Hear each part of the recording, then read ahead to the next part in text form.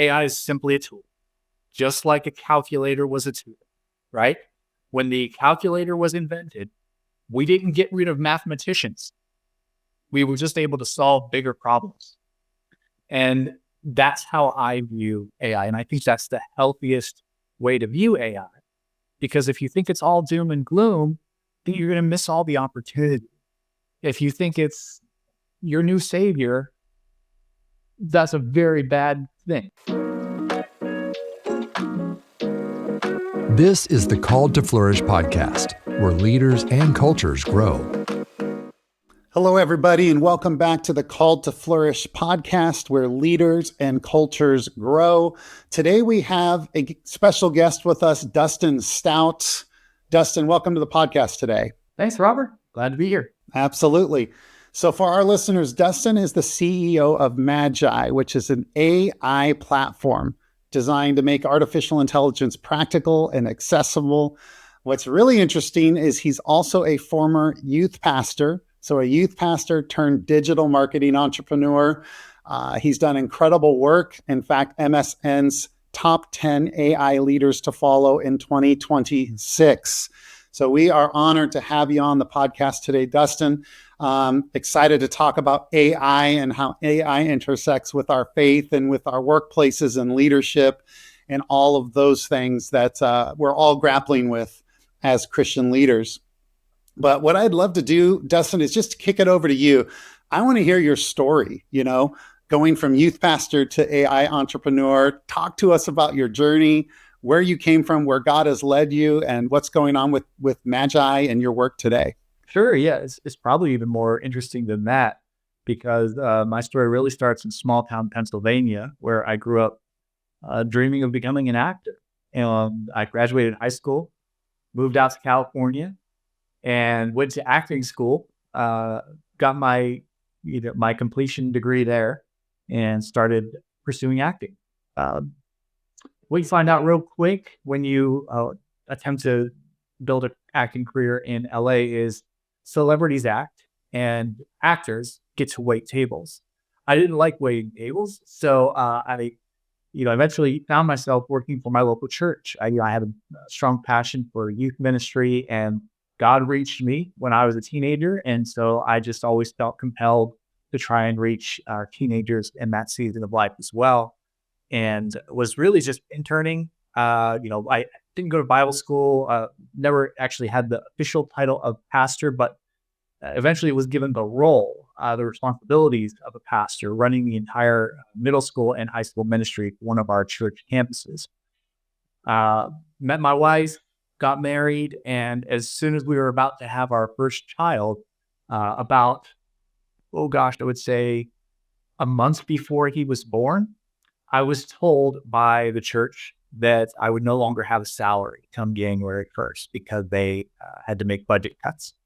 They wanted me to keep working and keep doing what I'm doing, but I still couldn't pay me the very small salary that I was getting at that time.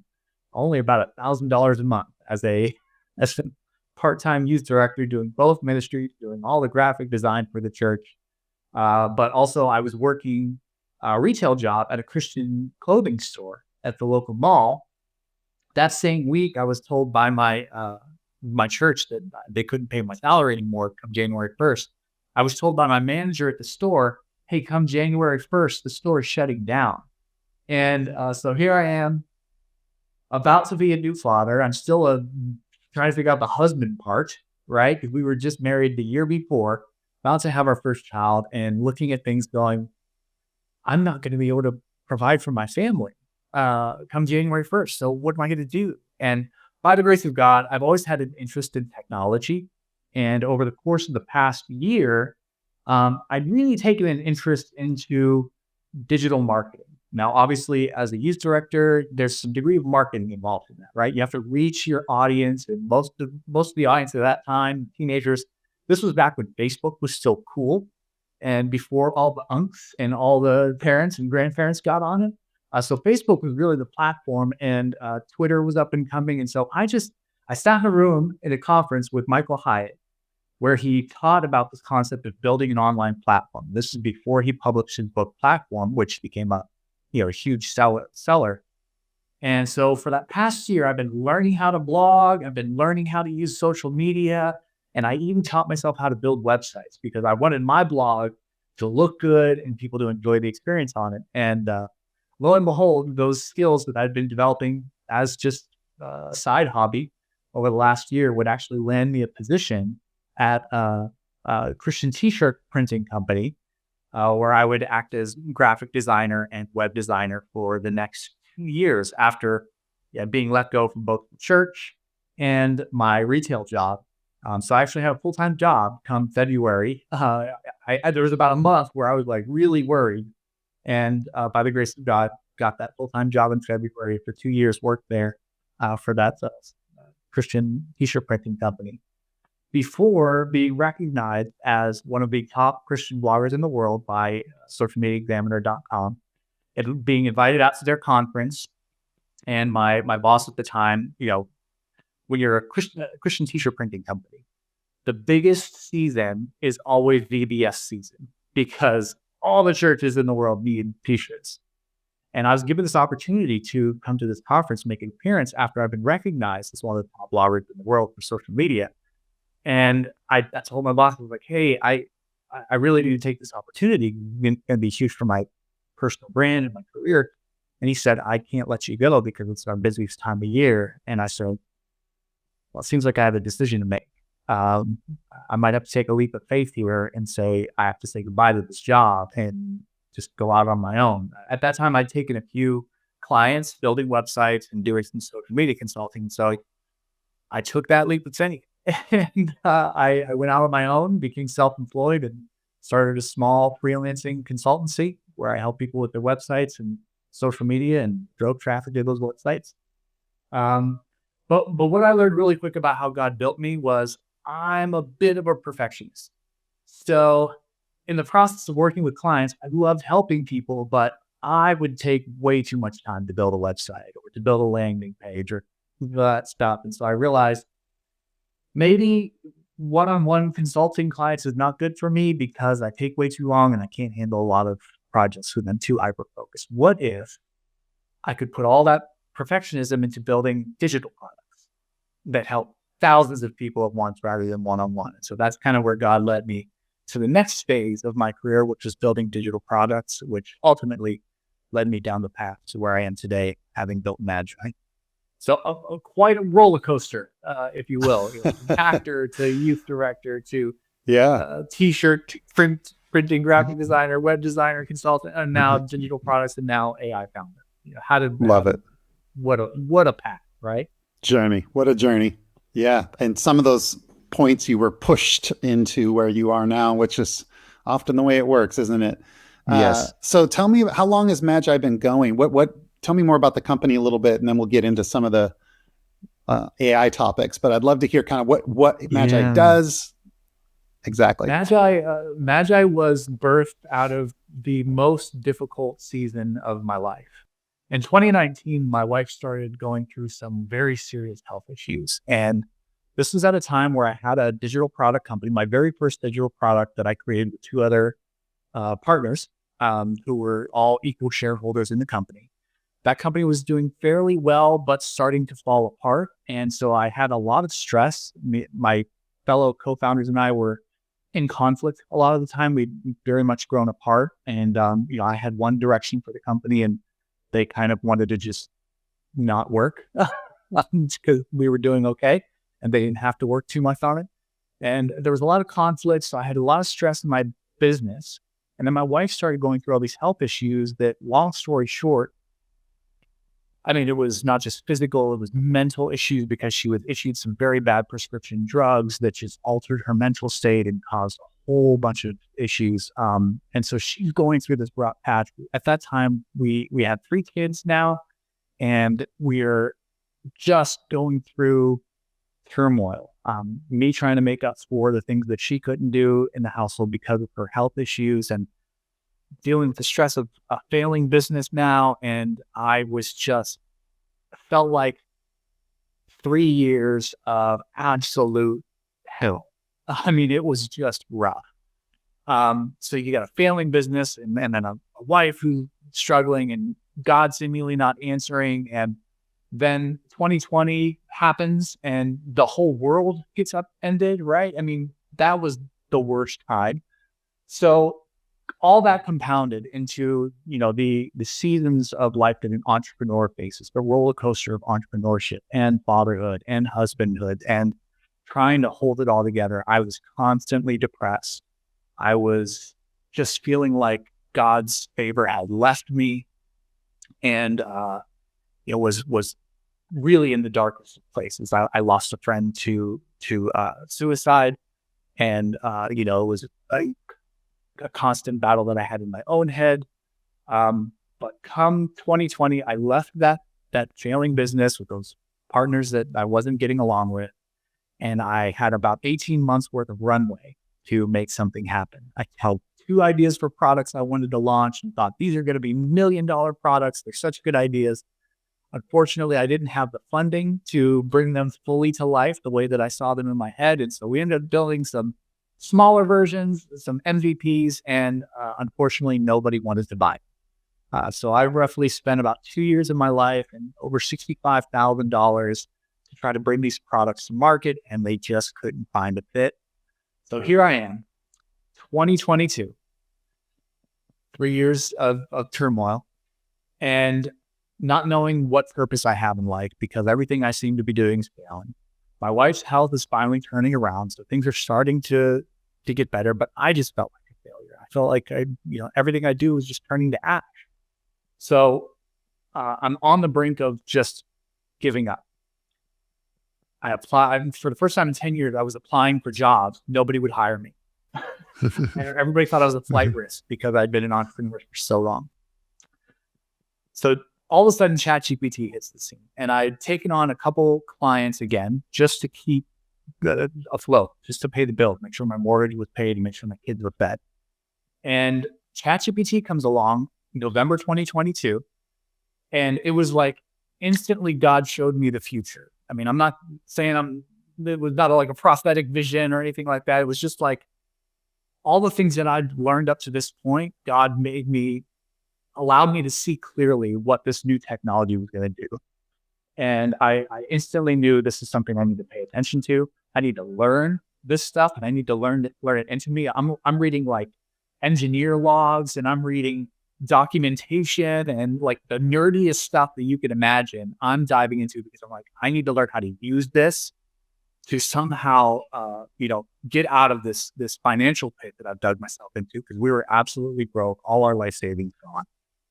And as I started using this technology, not just for my clients, but for myself, and understanding how it all works, the pieces of the puzzle started to come together. I started to ask the question, like, why doesn't it do this? Why doesn't it have folders? Why can't I organize it into clients? Why can't I bring these other image models that from these other companies into the same place? But I have to copy and paste across things. Why do I have to have 5 different subscriptions? It was like all these little friction points started to build up. And as a product builder, I thought, maybe I can solve this problem for myself. And maybe other people feel that problem too, and maybe they'll want to have that solution as well. And that was the catalyst for the idea of where Magi came from. So it wasn't until about January 2023, so about 2 months of like going through this, learning and understanding, that I realized, well, I don't really know how to build this thing that's in my head, but I'm going to have to figure it out. And so I bought an online course of how to use no code tools, because back in early ChatGPT, there was no vibe code. There was no AI wasn't writing code for people.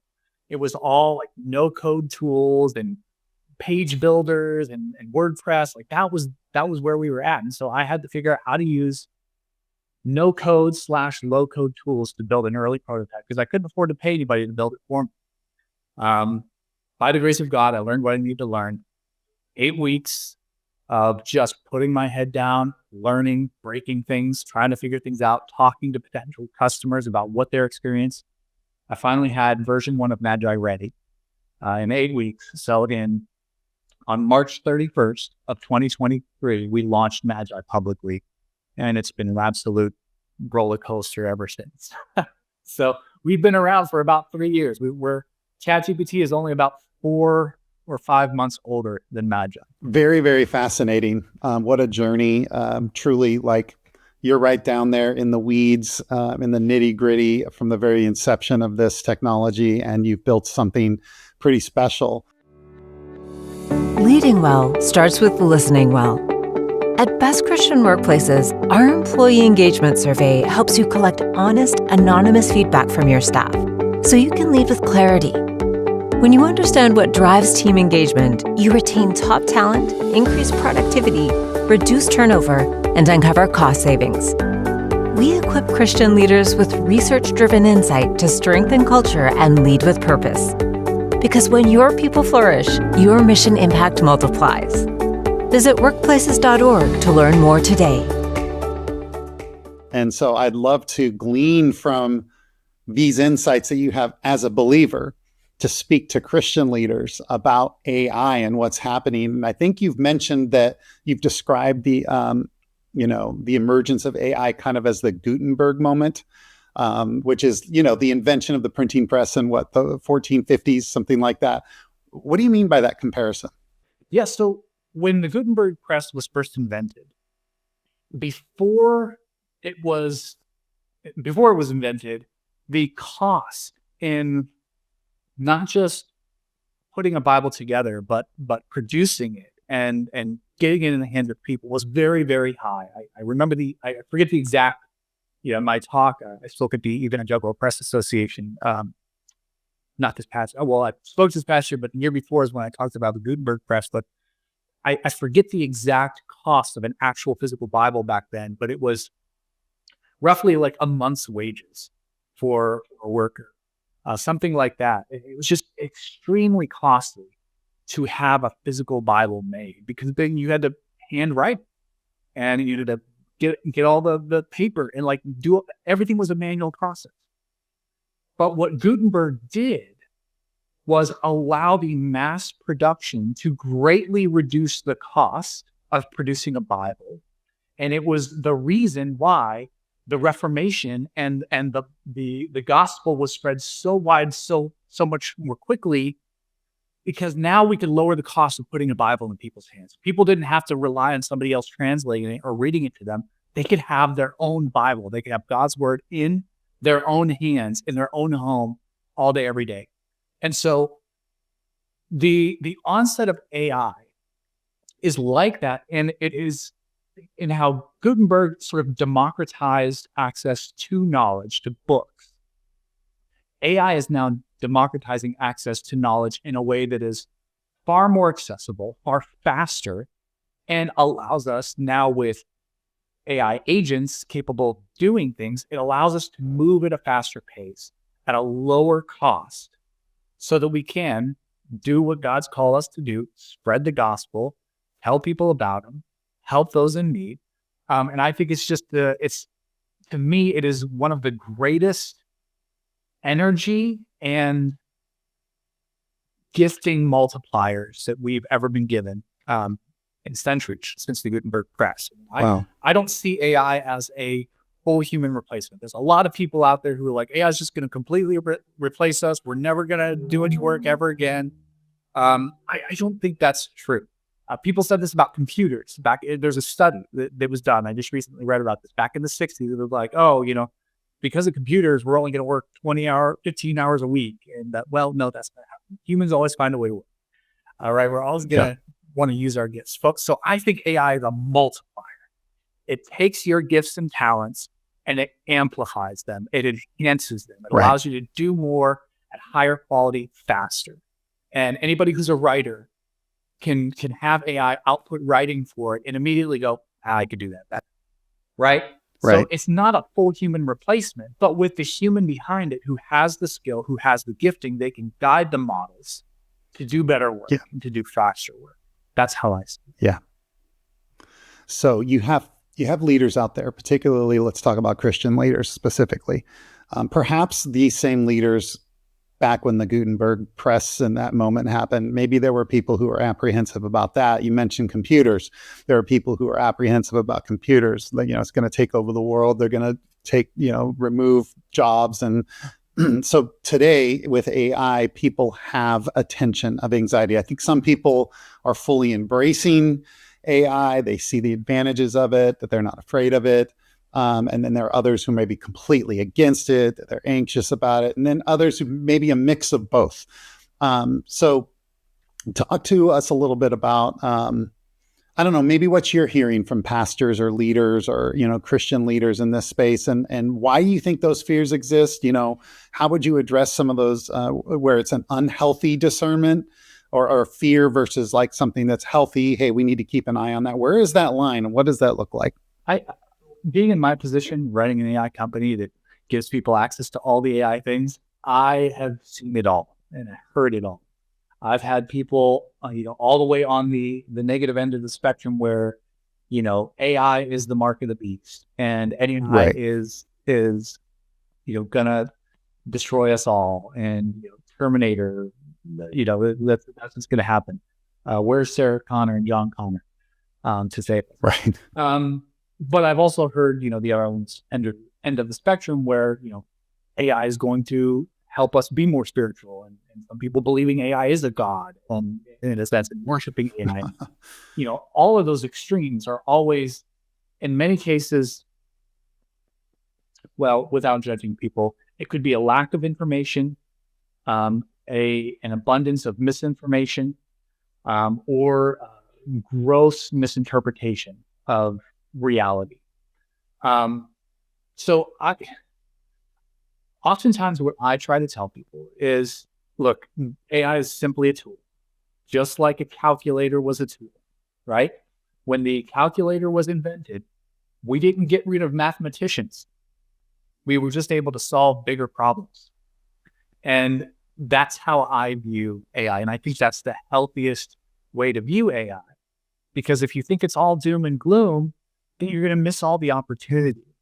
If you think it's your new savior, that's a very bad thing. There's some very bad spiritual implications in that. So I think, the way that you address the fears, the way that you address the maybe hyperbole on both sides, is to really speak to the individual. What is it exactly that scared you about this? Is it that you're going to be replaced? Okay, great.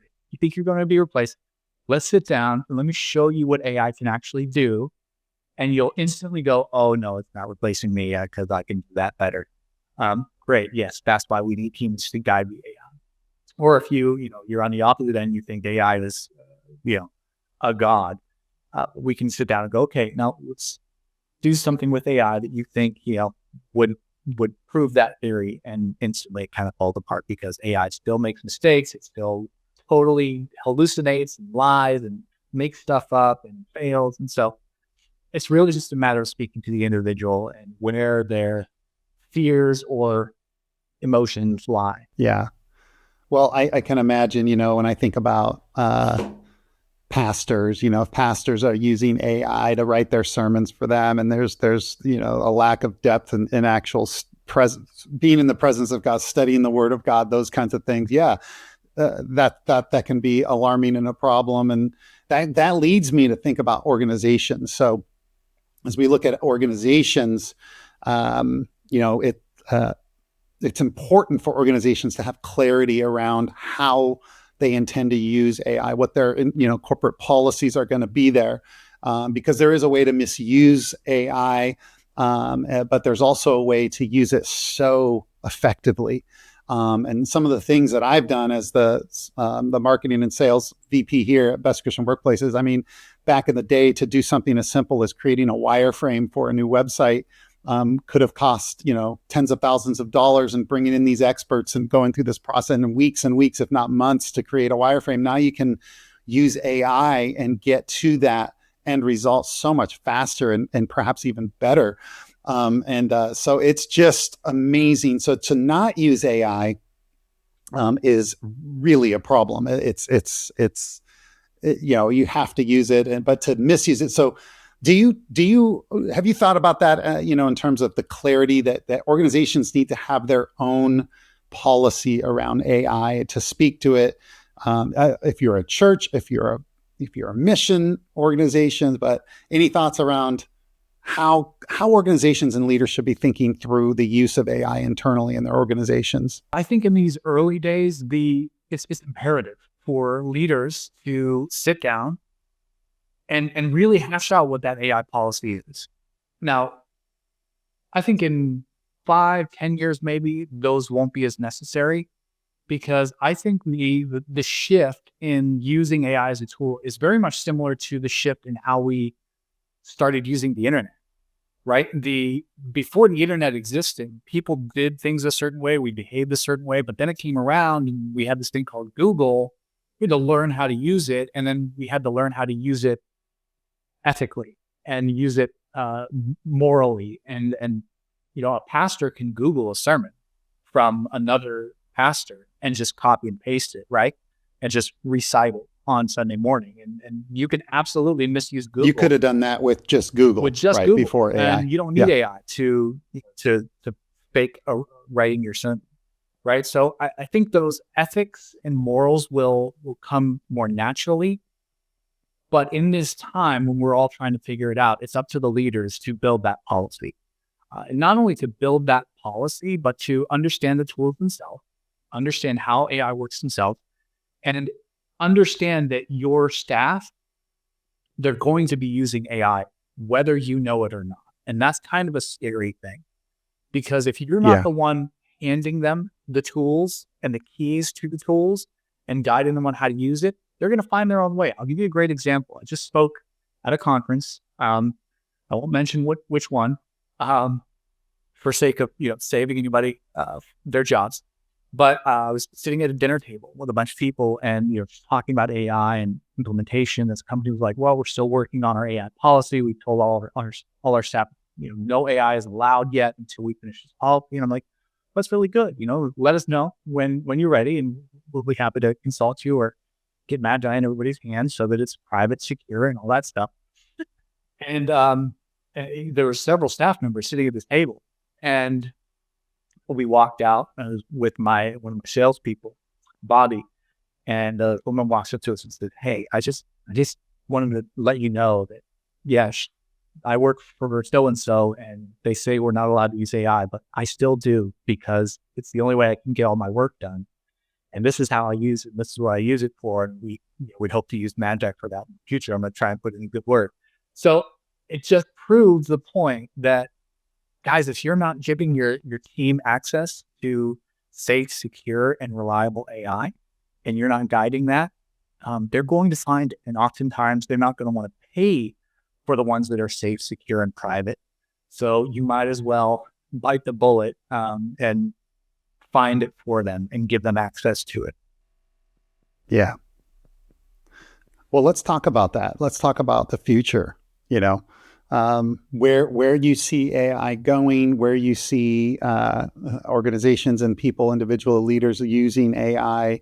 Where are we headed with all of this, specifically kind of in the Christian workspace, because it's advancing so rapidly. The people around me, the people I work with, and other colleagues and friends that I know are discovering AI in ways that it's mind-boggling. It's like, wow, I can't believe I was able to accomplish all of that so quickly.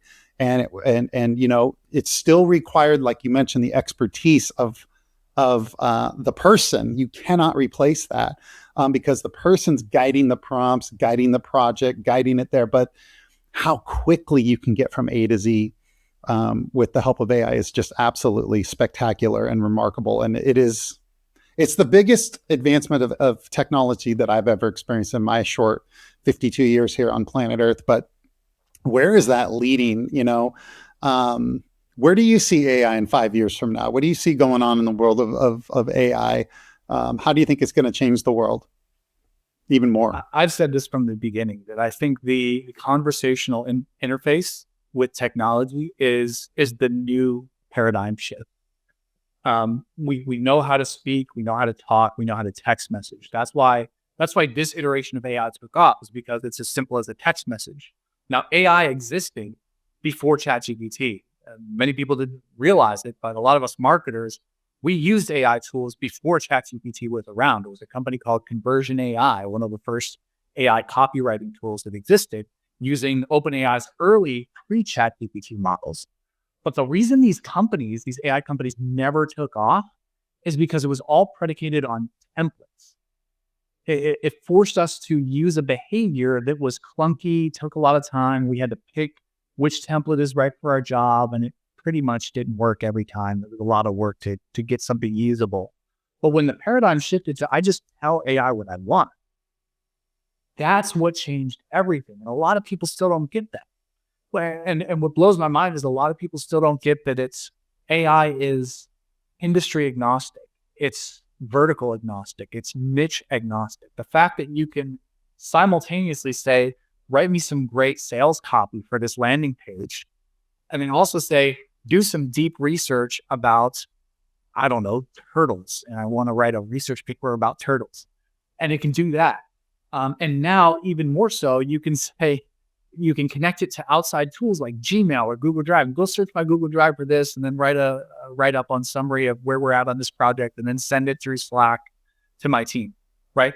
It's now so capable of so many things that I think, number one, people are missing the simplicity of the conversational interface. A lot of companies are out there trying to build products and market to people these products that are so much more complicated than they need to be, and so much more niche than they need to be.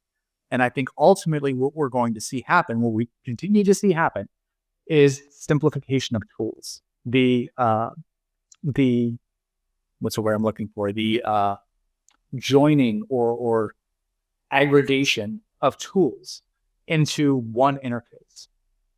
If all you have to do is speak to the one AI agent that is connected to everything that you need to be connected to, then that's going to be your one connection point. Why would you need several different tools? Why would you need several different interfaces to get things done if your one AI agent connects to all of them and can access all of them? It can do all of the things you need to do. I think we're going to see a continued aggregation of tools into one user experience, one place, one access point that people can do. I mean, just a few weeks ago, I eliminated the need to ever log into my email again. We built a feature into Magai that allows it to connect to Gmail and connect to Slack. And now twice a day, I have it check my email. It archives all of the junk that I don't need to see. And it gives me a summary of all the human emails that I have that need my response. And I can just literally go into Magai and prompt it. I want to respond to Katie about this, tell Bob this, tell Sophie to stop emailing me. I'm not going to buy. I can kind of just casually talk to my AI, and it does all the emailing for me. I never have to log into Gmail ever again. So that's where everything's going. And the more you see these sort of fractured workflows and fractured systems, come try this AI that does this one thing that you need it to do, those things are going to go away. Everything's going to become more and more simple, more and more easy to access. And that's hopefully the trend that I'm going to continue to lead into with what we're doing at Magai, to make AI accessible to all, democratizing access, making it easy to use, making it simple. And I think that's where the next 5 years is going to take us. That's all incredibly fascinating what's happening and where it's going. It's like the super assistant that can do everything so quickly and bring everything together. But just because we are a workplace and leadership organization, and that's what we care about. We care about healthy, flourishing workplace cultures. How do you see AI, affecting the workplace? Any thoughts on that? Yeah. So this also ties into what I talked about back in that Gutenberg talk.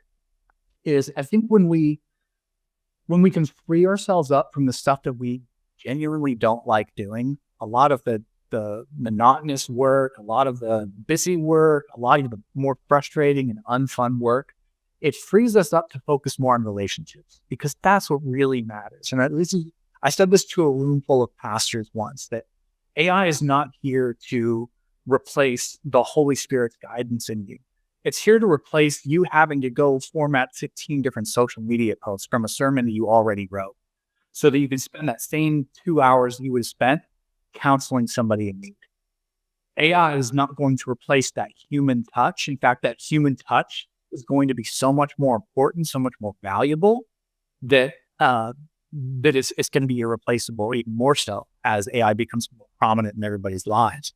So I think, as a leader, leverage these tools to their maximum capacity so that you can spend more time investing in your team, building relationships, and doing the work that actually matters. Well said.